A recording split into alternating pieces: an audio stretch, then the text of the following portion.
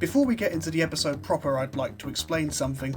Now, my initial intention for this week was to do a review or a sort of retrospective on Overwatch. I even have that whole video recorded and my little Vera doodled. Here she is right now, you can see her, if I've lined this up properly. You can see her, she's Tracer, Inchy cute. I'm also fairly certain that in a few of my Let's Plays I mentioned I was going to do it this week. That was before something more interesting came up. Now, I'm not saying it won't happen, it may still happen in the future, if it's a particularly slow week and I've got nothing else to talk about, but not for today. Today, we've got something much more interesting to talk about. Let's get on with it. Pumpkin Jack was one of those surprising finds on the store, a colourful action platformer that seemed to star a novelty Halloween decoration fighting through legions of monsters at the behest of the devil. Of course, this looked to be an infinitely more interesting talking point than my original idea for this week's episode, and for only 20 quid it seemed like a good way to go. The game follows Jack, a disembodied human spirit who has been sent by the devil to defeat a wizard who is attempting to stop the devil's plans for dooming the world. Jack is given a new body, which is basically a scarecrow with a flaming pumpkin for a head, and is sent off to do his evil master's evil bidding. Along the way, he is guided by an owl who works for the devil and points Jack in the right direction, and is assisted by a cowardly crow that helps him in battle. He also meets a small variety of unusual characters with unique and interesting designs, though they all end up wanting Jack to do some random tasks for them to pad out the levels, because that's what video games are. Before my inevitable whining begins, I would like to state that there is a lot to like about Pumpkin Jack. For starters, it has a strong art style and good sound direction. It is going for a spooky Halloween sort of aesthetic, which I really enjoy. Everything from the environment around you, to the characters, to the monsters, they're all really well designed and fit with the theme, and the game never forsakes its vision, which is part of the reason I stuck with it to the very end. The game is, as said, an action platformer, and in terms of moment-to-moment gameplay, it is all basically entertaining and fairly well designed.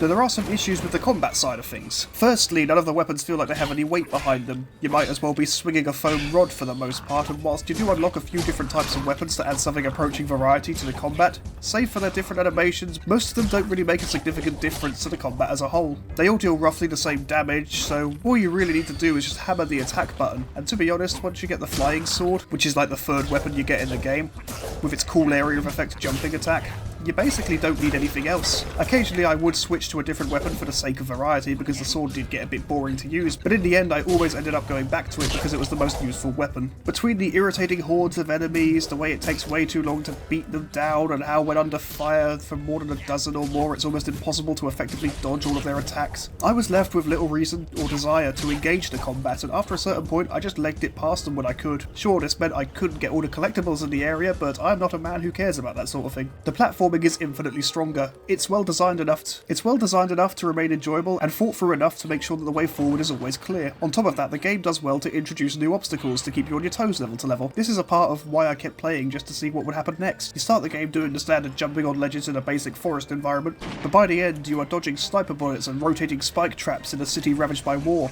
There are also the occasional boss fights which use the do a thing 3 times to win formula, with each stage of the fight getting a little bit trickier than the last.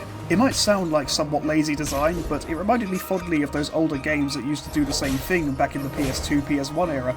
Essentially, it brought me back to my happy place, and for the most part of the runtime, that was the case as well. I enjoyed this game because it reminded me of all the older games I used to play as a kid, and this nostalgia might be reason enough for the game to exist. There are some more irritating bits to mention before you think I'm all sunshine and cupcakes about this. For example, the character dialogue is kinda rubbish. The game doesn't have voice acting aside from the narration between chapters, so you are left to read short text boxes when the characters converse, and whilst some are just expositional and easily forgiven, others have that irritating brand of, quote, humour, unquote, that relies entirely on pointing out crappy tropes in the games industry and then just running with them anyway. More than once, a character asks Jack to complete a random task, which this servant of the highest level of evil takes issue with, and even points out the laziness of the design of any game that does that, but then just goes and does it anyway. If the game was clever, it might have Jack just beat up the guys who are constantly asking him to find 3 of something or to destroy 7 of something. That's right, one of the things you have to do is destroy 7 statues, which represent the 7 deadly sins. I suppose the problem is, if Jack decided to just beat up everyone who asked him to do something stupid and trite and boring, then that would cut away a lot of the video game, and it's already quite a short experience, so maybe it's better that we do these stupid things.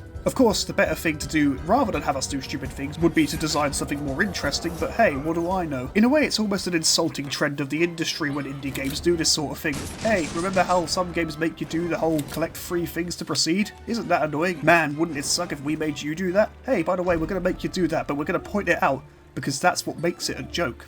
No, it doesn't. Game devs, here's a little hint. Please stop going to that well for humour, because that well ran dry years ago. There are also these bits where Jack's head has to solve a puzzle, from shape matching to guiding a bomb along a path to literally playing the game Simon. But to be honest, they're all basically alright and not really worth mentioning. They're fairly insubstantial, you don't have to do them much, and they don't really break flow too much. So again, they don't warrant any further comment. Not much else about the game does, if I'm being honest with you. The controls are intuitive, the environments and hazards are well designed, even if the devs do go for that lazy "you die if you enter waist-deep water" thing, which needs to stop being a thing. For all my whining, I do not dislike the game. I might even be ready to recommend it, because for all its flaws, it's still an enjoyable enough experience. It's nothing amazing, it won't light the world on fire, but despite everything, I am left with an overall positive feeling, although that might just be because I got to play as a sentient jack-o'-lantern.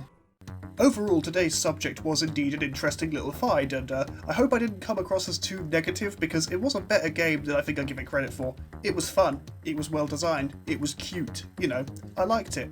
If you're just looking for a little bit of a time killer, well, here's one for you, Pumpkin Jack. It's available for 20 quid.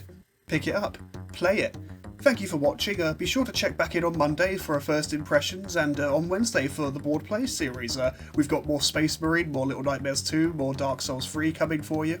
And be sure to like, share and subscribe to the channel. You can also support me on Patreon for less than the price of a crappy little DVD you find in a charity shop. I'll see you next week. Take care, stay safe. This is Board Gamer signing off.